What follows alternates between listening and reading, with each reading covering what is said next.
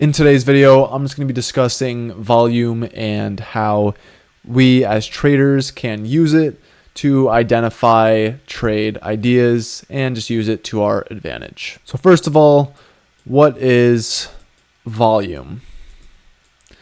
Volume is how many contracts get traded in a certain amount of time, right? So on Thinkorswim, this is what I use for charting.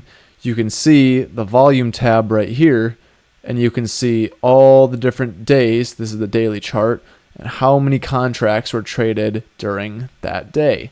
And more contracts traded in a day or in a minute or whatever, hourly time frame, whatever time frame you have set up will show you when the market is really active. So, for example, let's change this to the 2-minute chart.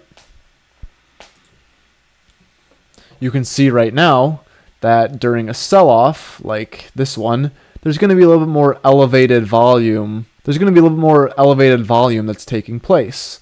Same thing right here. Now, obviously, from 9:30 to 10:30 is always going to have elevated volume just because that is the first hour of market open, and that is when the most amount of volume gets traded. It does always kind of, fade off after that. After about 11, market doesn't move a ton, except for, sometimes can kind of have midday moves like today.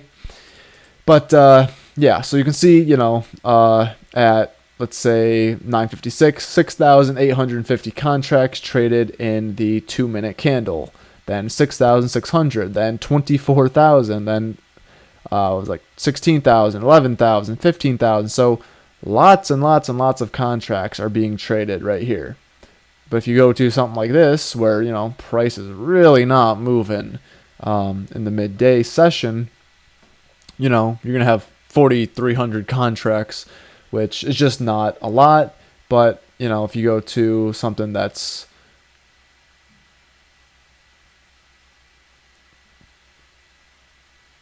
if you go to where the market is actually moving, then you'll see it's a lot more, 13,000.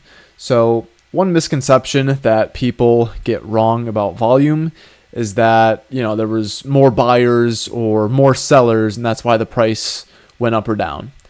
And the truth is that you can't have more buyers or more sellers. The only way that price trades is when a buyer and a seller both agree on a price and they transact. Now, what's actually happening is that when price goes up, buyers are being more aggressive. And when price goes down, sellers are being more aggressive. So when you see, a sell-off like this, there's not more sellers. Sellers are just stepping in and hammering the bid here, selling at the bid, which drives the price down further. That's what's actually going on. So the first way that volume can help us is by showing us where, price is getting active and when the market starts to wake up. So, if the contracts being traded is over 5,000, then okay, that's a good day. In a 2-minute candle, that's a good day, not bad. If it's above 7,500, then okay, that must be an elevated time to trade. Like here. That is probably an indication that it's going to be a better time to trade. You really don't want to be trading in low volume hours. Now, the other way that volume can help us is by telling us if there's a lot of transactions going on and a lot of volume being created here at 43.60 and price, let's say, doesn't get broken like here, well, that must be saying that buyers are more aggressive. That must be saying that bulls are willing to defend this 43.60 level and not let it drop below, because there's a lot of selling pressure coming in right here, yet bulls are still not allowing it to drop. And on a sell-off like this, a breakdown, if there's a lot of volume here, then that means that sellers are really getting aggressive. A lot of sellers are coming into the market with a lot of volume to push price down. If the volume was not a lot, if it was not elevated right here and price was being pushed down, I mean, that really wouldn't be that strong of an indication that, the market is really in a sell-off and downtrend mode. And also, if let's say, we go to 43.60 right here and lots of volume is being taken and there's an increase in volume around 43.60, then that would also tell us that there's a lot of aggressive buyers that are keeping price up and the volume is coming. So now let's say that we go to right here, right? 43.60. So now let's say that we come around here to 43.60 and, elevated volume here, but price is not breaking below. That means that buyers are more willing to step up and prop up the price and not let price drop below 43.60.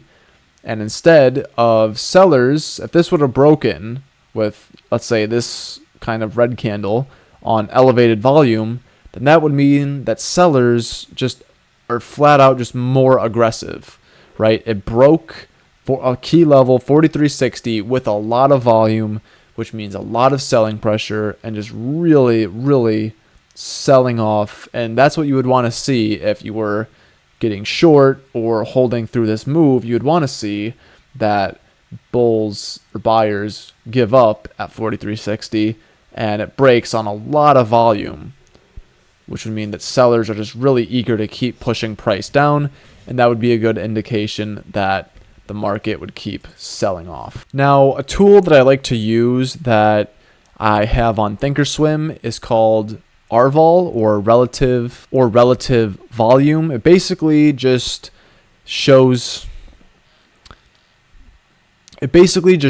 you in decimal format of how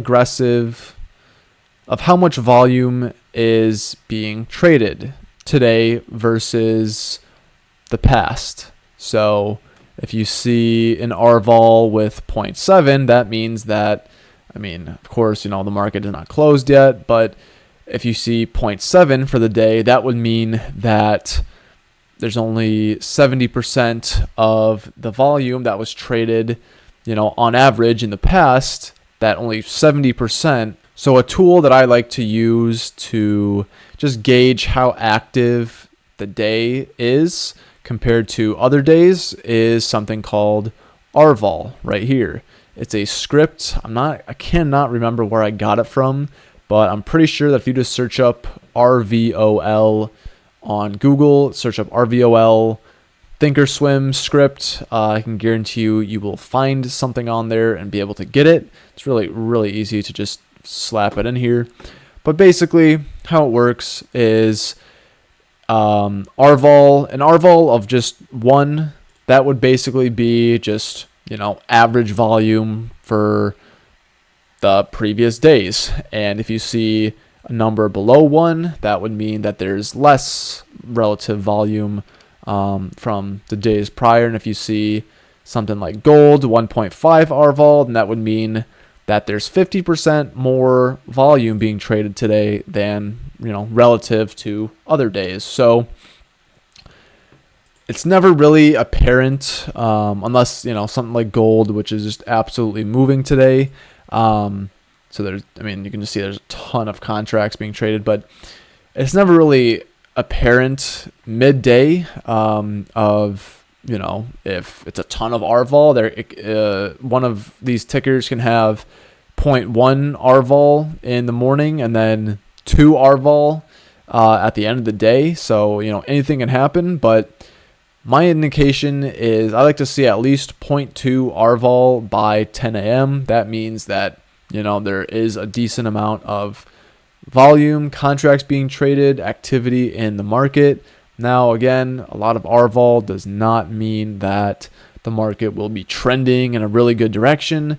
Market could be completely chopped, but have a lot of RVOL. It basically just says that, it's a good day to trade. It's not like there's no volume and there's really just going to be no moves. It's just saying that there's a lot of volume and there might be opportunities present to trade in the market. So I hope that this helped you understand a little bit more about volume. Now, in futures, I don't entirely use this volume bar. I actually use something called Bookmap. It just puts the volume in a lot simpler format to look at. And now volume is not just some magic thing that's going to make reading the chart and trading any easier. It's not going to do that, but it might be able to just paint a little bit clearer picture for you of just what's going on. Are buyers and sellers more aggressive with higher volume? That means that it's going to trend, stuff like that. So hopefully you were able to take something away from this video, and thank you guys for watching, and see you guys in the next one.